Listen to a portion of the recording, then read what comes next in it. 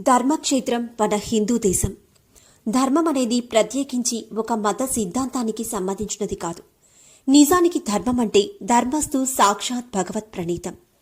భగవంతుడు దేనినైతే నిర్దేశించాడో అదే నిజమైన ధర్మం. భగవంతుడికి దాసోహం అవడం అనేది పరిపూర్ణమైన ధర్మం. అన్యథా శరణం నాస్తి అని అందరూ ఆశ్రయించాల్సింది ఆ దేవదేవుణ్ణే.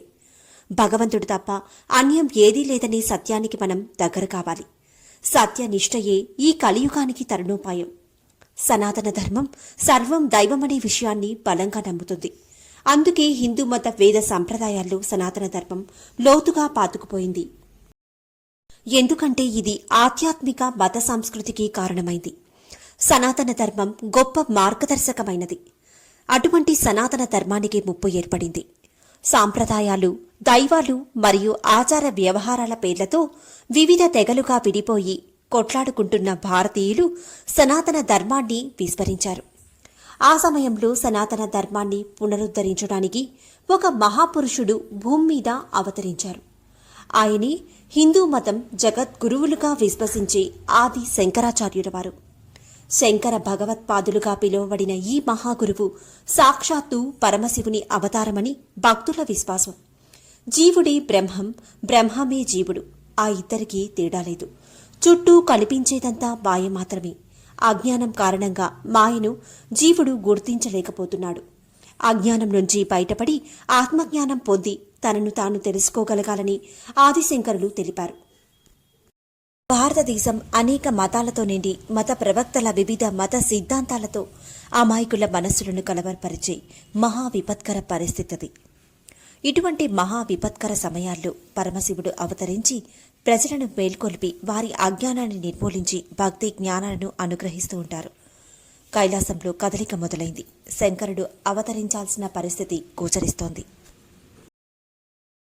కేరళ దేశం పచ్చని ప్రకృతి ఒడిలో కలకల్లాడుతుంటుంది. అక్కడ ప్రవహించే నది పూర్ణానది. మలయాళ దేశంలో చిన్న పల్లెటూరు కాలడి. అక్కడి బ్రాహ్మణులు నంబూద్రి శాఖవారు. మలయాళ మంత్రాలు మహాప్రభావం కలవి. కాలుడు కూడా కాలడిలో అడుగు పెట్టడానికి భయపడతాడు. ఎందుకంటే అక్కడ అందరూ ధర్మపరులే కాబట్టి. కాలడిని పాలించే రాజు రాజశేఖరుడు. ఆయన శివభక్తుడు.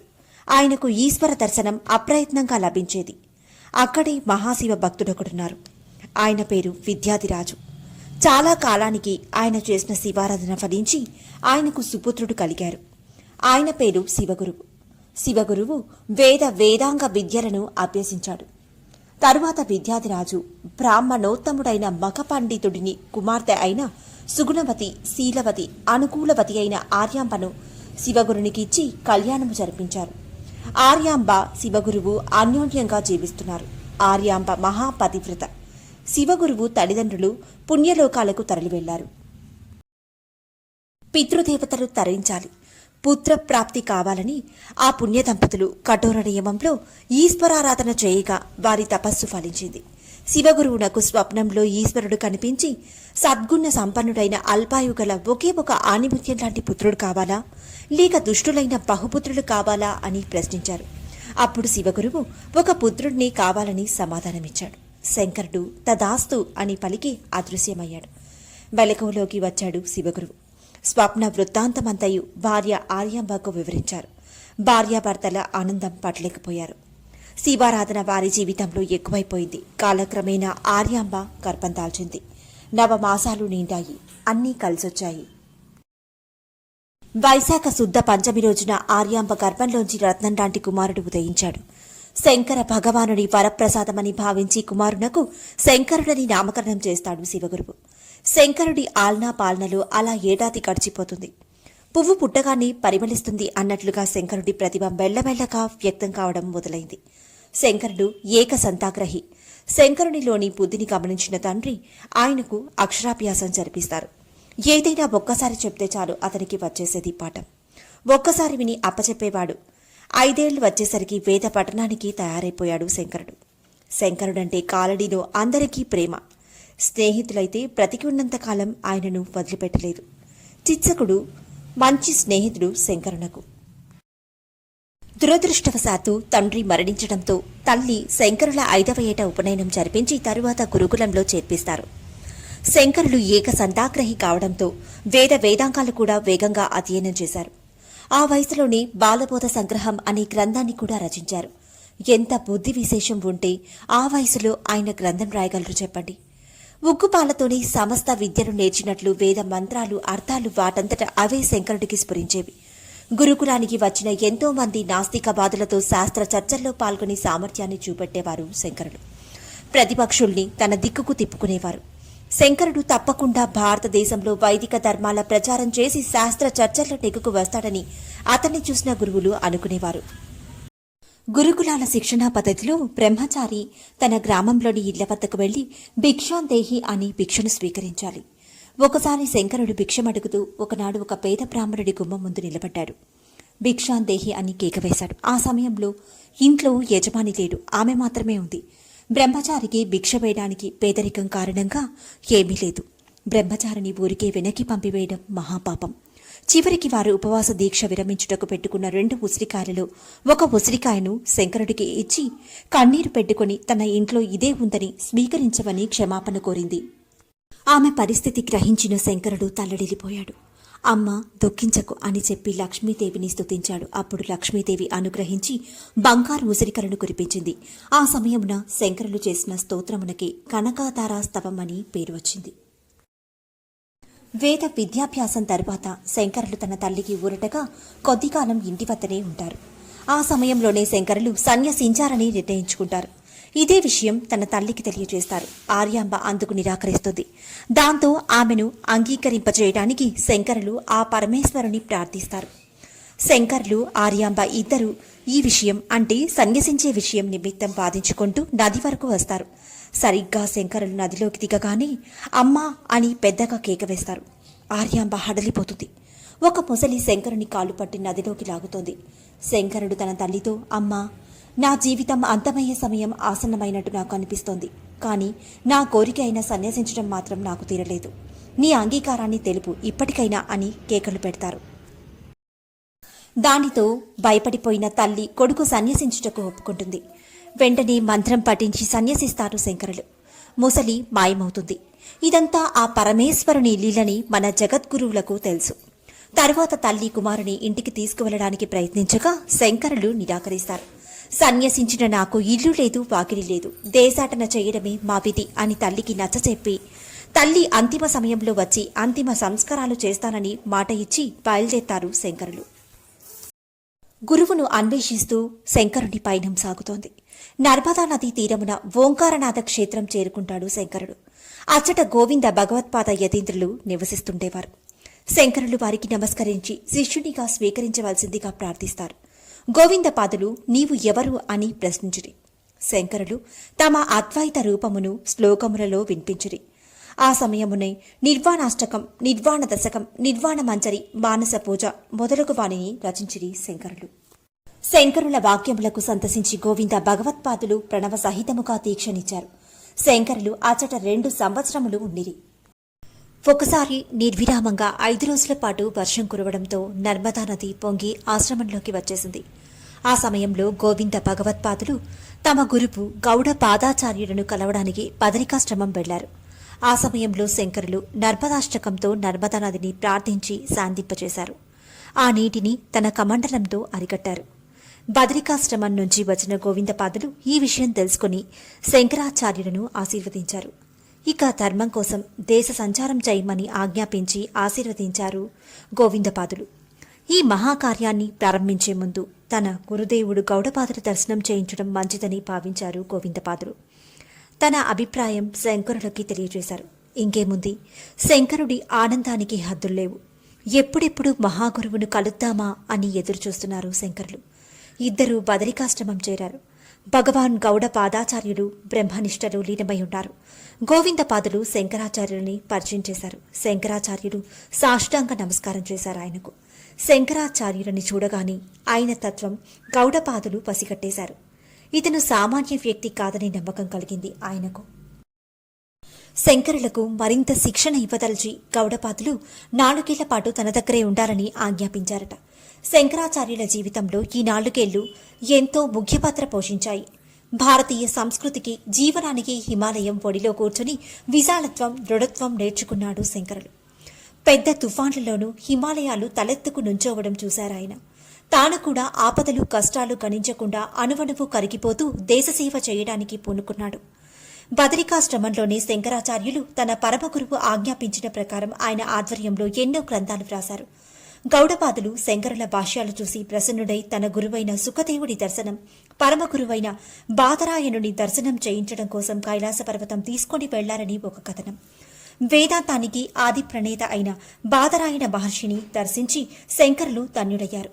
అప్పుడే ఆయన ధన్యాష్టకం రచించారట. తరువాత దేశ సంచారం కోసం గురువుగారి ఆజ్ఞ ఆశీర్వాదం పొంది బయలుదేరారు.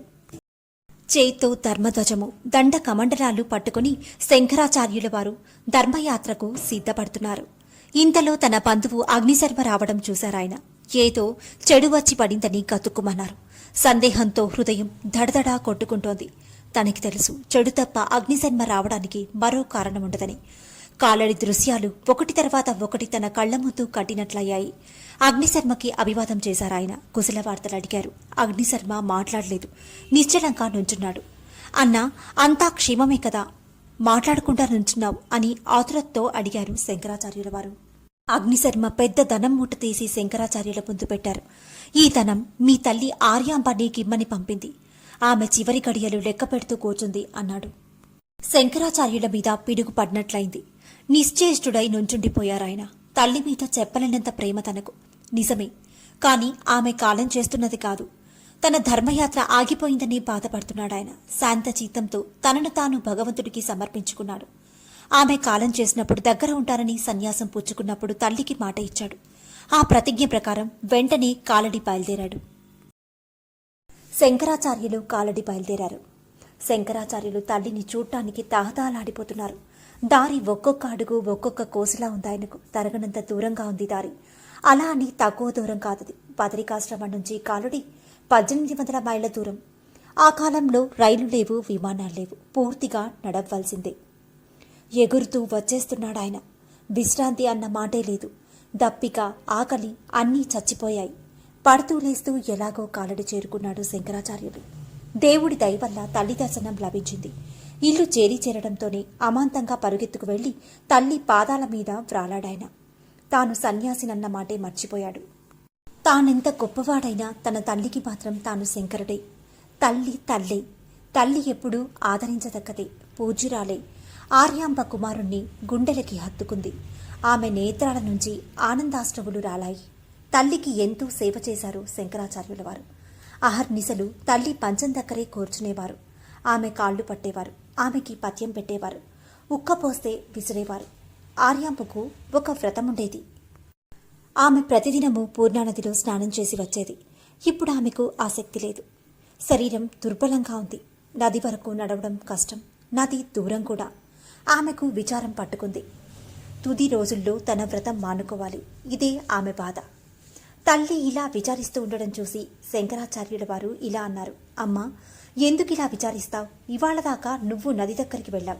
ఇప్పుడు నది నీ దగ్గరికి వస్తుంది. ఆర్యాంబకి ఈ మాటలు అర్థం కాలేదు. మర్నాడు ప్రాతకాలం భుజం మీద కడవ పెట్టుకుని బయలుదేరారు శంకరాచార్యులు. ఆర్యాంబ అడిగింది, ఎక్కడికి వెళ్తున్నావు నాయనా అని. నది తేవడానికి వెళ్తున్నానమ్మా అన్నారు శంకరాచార్యుల వారు. వద్దు నాన్న, వద్దు, నదికి వెళ్ళొద్దు, నదిలో ముసలి ఉంది అని ఆర్యాంబ తడబడుతూ అంది. శంకరాచార్యులు నవ్వుతూ అన్నారు, అది చచ్చిపోయిందమ్మా. నేను మరి సన్యాసం పుచ్చుకోనక్కర్లేదు కదా. శంకరాచార్యులు నదికి వెళ్లారు. కడవతో నీళ్లు ముంచారు. తరువాత పడవతెడ్లు కట్టలా కట్టి నదీ ప్రవాహాన్ని తిప్పేసి వచ్చారు. ఆర్యాంబ కడవ నీళ్లే స్నానం చేసింది. మిగిలిన నీళ్లు గుమ్మంలో పారబోసింది. మర్నాడు జనం చూసి నెవ్వరిపోయారు. పూర్ణ నది శంకరాచార్యుల గుమ్మం తాకుతూ ప్రవహిస్తోంది. నదిలో తెడ్లతో కట్టడం వల్ల అలా అయింది. రహస్యం అర్థం కాక శంకరాచార్యుల అమానుష శక్తి గురించి రకరకాలుగా చెప్పుకున్నారు ప్రజలు. తరువాత ఆర్యాంబ తనకు కూడా ధర్మాన్ని బోధించమని కోరడంతో ఆమె కోరిక తీర్చారు శంకరులు. ఆఖరి గడియల్లో ఆమెకు కృష్ణాష్టకం రాసి వినిపించారు. కృష్ణాష్టకం వింటూ ఆర్యాంబ ఆత్మ భగవంతునిలో లీనమైంది. జీవం లేని తల్లిని చూసి శంకరుల హృదయం తల్లడిల్లిపోయింది. తల్లికి మాట ఇచ్చిన ప్రకారం అంతిమ సంస్కారాలు జరిపించడం ఆయన విధి. అయితే ఆయన సన్యాసి కావడం చేత ఆయనకు అర్హత లేదని ఆయన కులస్తులు కుటుంబం వాళ్లు తిరగబడ్డారు. ఆర్యాంప శవం మోయడానికి కూడా ఎవ్వరూ రాలేదు. అయితే శంకరులు మాత్రం ఎవరికీ భయపడకుండా వాకిట్లో చితిపేర్చారు. బలిష్టమైన తన భుజాల మీద తల్లి శవాన్ని మోసుకొచ్చి చితిమీద పెట్టారు. ముఖాగ్ని పెట్టి వేద మంత్రాలు చదువుతూ అగ్ని సంస్కారాలు చేశారు. అప్పుడే ఆయన మాతృస్తుతి అనే శ్లోకాలు వ్రాశారు. అలా తల్లి అంతిమ సంస్కారం పూర్తయిందో లేదో గోవిందపాదులు రోగశయ్యపై ఉన్నారని కబురు వస్తుంది. దానితో పరుగు పరుగున బయలుదేరి వెళ్తారు శంకరులు. అప్పటికే బాగా అనారోగ్యంగా ఉంటారు గోవిందపాదులు. ప్రియ శిష్యుడైన శంకరులు మాట వినగానే కళ్ళు తెరచి ఆయనకు అంతిమ సందేశం వినిపించి ధర్మయాత్ర దిగ్విజయంగా పూర్తి చేయమని ఆశీర్వదించి ఓంకారాన్ని ఉచ్చరిస్తూ మహాప్రయాణం సాగిస్తారు. తల్లి పంపిన ధనంతో శంకరాచార్యులు ఏం చేసుకుంటారు? ఆయన సర్వము వదులుకున్న సన్యాసి. అంచేత ఆ ధనం పెట్టి బద్రికాశ్రమంలో దేవాలయం కట్టించారాయన. 23,000 అడుగుల ఎత్తు బద్రీనాథ దేవాలయం నేటికీ కూడా హిమాలయాల లోయలో నిలబడి ఉంది. దాని పునాదులతో పాటు హిందూ జాతీయతకు కూడా పునాదులు వేశారాయన. ఇవన్నీ ఆ మందిరంలాగే తలెత్తుకు నిలబడి ఉంది. మన తీర్థక్షేత్రాల్లో బద్రీనాథ్ కూడా ఒక ముఖ్యమైన క్షేత్రం. భారతదేశం మూల మూల నుంచి చలియనక మంచనక వేల కొద్దీ హిందువులు బద్రీనాథ్ దర్శనానికి యాత్ర వెళ్తారు. భక్తి శ్రద్ధలతో బద్రీనాథుడి దర్శనం చేసి తెలియకుండానే శంకరాచార్యునికి తల్లి ఆర్యాంబకి శ్రద్ధాంజలి సమర్పిస్తారు. అక్కడ భగవంతుడికి భోగం సమర్పిస్తున్న బంగారు గిన్నె శంకరాచార్యులిచ్చిందే. ఈనాటికి కూడా అగ్నిశర్మ వంశస్థులే బద్రీనాథ్లో పూజారులై ఉన్నారు. దేశాటనగని బయలుదేరిన శంకరుల వారు కాశీ చేరి అచ్చట అన్నపూర్ణ, విశాలాక్షి, విశ్వేశ్వరుల దర్శనం చేసి వారిని స్తుతించిరి. ఒకరోజున గంగాస్నానం చేసి వస్తున్న శంకరులకు అతని శిష్యులకు ఒక చండాలుడు 4 కుక్కలను పట్టుకుని ఎదురు వచ్చారు. శంకరుడు అతన్ని తప్పుకోమని కోరుతారు. దేన్ని తప్పుకోమని అంటున్నావు? ఈ శరీరంనా లేదా అందులోని ఆత్మనా అని ప్రశ్నల వర్షాన్ని కురిపిస్తాడు. శంకరుడికి వచ్చింది సాక్షాత్తు పరమశివుడని, 4 వేదాలతో వచ్చాడని అర్థమవుతుంది. అప్పుడే మనీషా పంచకమును స్తుతిస్తారు శంకరులు. ఆ పరమేశ్వరుని ఆశీర్వాదాన్ని పొందుతారు శంకరులు. ఒకసారి ఒక వృద్ధ బ్రాహ్మణుడు వచ్చి బ్రహ్మసూత్రములకు వివరణ కోరారు శంకరులను. ఆ సమయమున పద్మపాదుడు వచ్చింది వ్యాసుడని గ్రహించి శంకరులకి చెప్పారు. శంకరులు వ్యాసుని గుర్తించి వ్యాసుని స్తుతించుటచే ఆయన సంతసించి ఆశీర్వదించారు. తరువాత వ్యాసుడు ఇక నేను బయలుదేరుతాను అన్నప్పుడు శంకరులు నేను వచ్చిన కార్యం కూడా పూర్తయింది, నేను మీతో వస్తాను అంటారు. అప్పుడు వ్యాసుడు నీవు చేయవలసిన కార్యం ఇంకా ఉంది, నీకు మరో 16 సంవత్సరములు ఆయుష్ ప్రసాదిస్తున్నాను అని ఆశీర్వదిస్తారు. శంకరులు ప్రయాగ నగరమున కుమారిల భట్టు, మహిష్మతి నగరమున మండన మిశ్రులను, ఆయన భార్య ఉభయ భారతిని కూడా తన జ్ఞానంతో ఓడించారు. ఉభయ భారతి బ్రహ్మదేవుని భార్య శారదాదేవి. ఒక సమయమున ఆమె దూర్వాస మహర్షిని చూసి నవ్విన కారణంగా ఆయన కోపించి మర్త్యలోకమున పుట్టవలసిందని శపించి శంకరుల వలన శాప విమోచనం కలుగుతుందని చెప్పారు. శాప విమోచనం అయిన వెంటనే ఆమె నిజరూపంలో బ్రహ్మలోకమునకు బయలుదేరను. శంకరులు ఆమెను వనదుర్గా మంత్రంతో బంధించి లోకోపకారమునకై భూలోకమున ఉండవలసిందిగా ప్రార్థిస్తారు.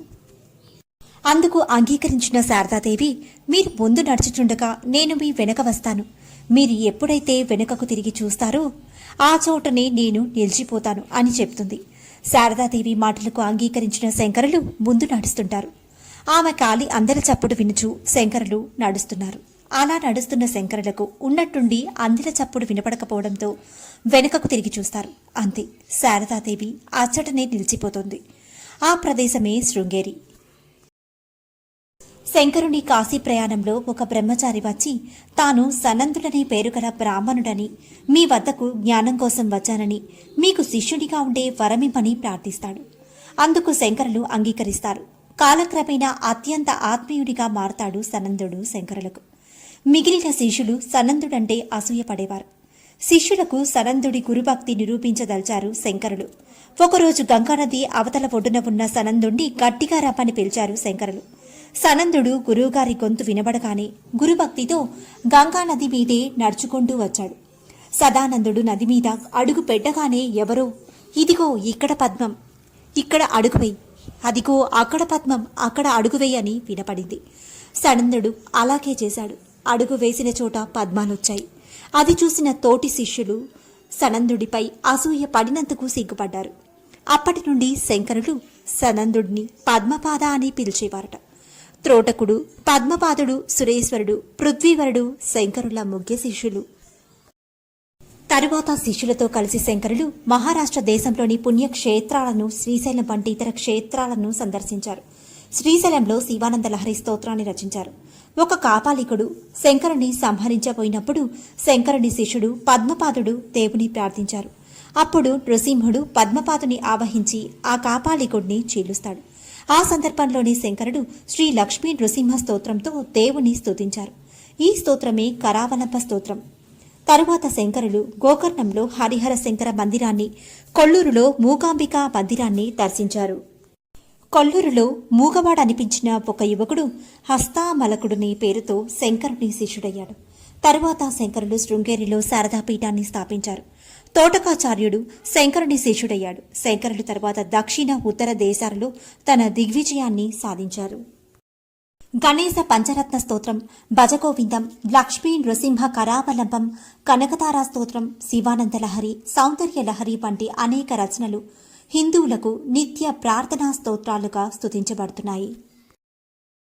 హిందూ ధర్మ పరిరక్షణకై ఆయన తూర్పున పూరి జగన్నాథలోని గోవర్ధన మఠం, దక్షిణాన శృంగేరి శారదా మఠం, పశ్చిమాన ద్వారకా కాళికా మఠం, ఉత్తరాన పదరి జ్యోతిర్మఠం శంకరుడు నెలకొల్పారు.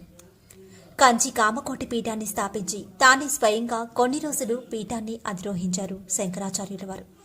ఈ 4 మఠాలకు తీర్థ, ఆశ్రమ, వన, అరణ్య, గిరి, పర్వత, సాగర, సరస్వతి, భారతి, పురి అనే పదాలలో ఏదో ఒకటి సన్యసించిన వారికి మఠాధిపత్యం ఇచ్చినప్పుడు ఆ పీఠాధిపతికి ఇచ్చిన నూతన నామధేయం చివర ఉండాలి.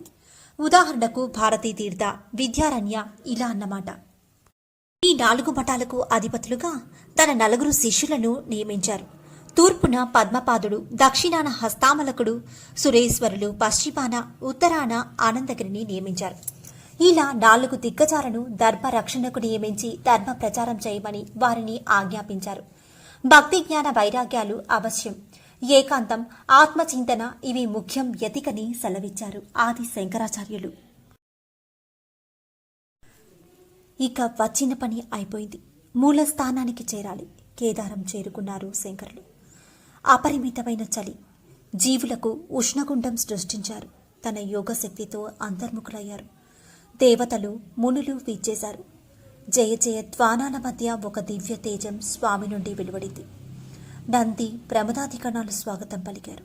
ఆ దివ్య తేజంతో వృషభంపై త్రిశూలధారి దర్శనం అందరికీ లభించింది. దేవతలు పుష్పవర్షం కురిపించి అర్ధనారీశ్వరులకు హారతులిచ్చారు. సనాతన ధర్మం మన తల్లి. తల్లి రుణం తీర్చుకోవాలంటే సనాతన ధర్మాన్ని తెలుసుకొని ఆచరించి శక్తిని సంపాదించి స్ఫూర్తిని పొంది ధర్మం మీద జరుగుతున్న దాడిని తిప్పికొట్టాలి. శంకరులు ప్రతి ఒక్కరిలో ఉన్నారు. మనలో మనతో ఉన్నారు. ధర్మాన్ని కాపాడుదాం. ధర్మాన్ని విస్మరించకుండా ఉందాం.